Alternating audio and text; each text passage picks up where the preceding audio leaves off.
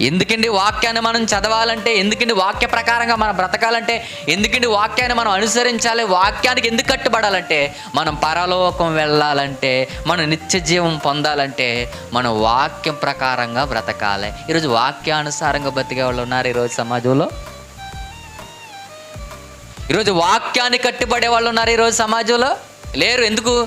వాక్యం అంటే మనం ఏమనుకుంటున్నామంటే, ఓ ఆదివారమే కదా, ఆదివారం కొన్ని మాటలు చెప్తారు, అది వినాలి, అది ఒక ఆచారంగా అనుకుంటున్నాడు. కానీ ఈ వాక్యం మనల్ని ఎక్కడ తీసుకెళ్తుందో తెలుసంటే, ఒక పరలోక రాజ్యానికి, నిత్యమైన లోకానికి తీసుకెళ్తుంది. మనం దీన్ని ఎందుకు అనుసరించాల్సిన అవసరం ఉందంటే, మనం పరలోకం వెళ్ళాలి.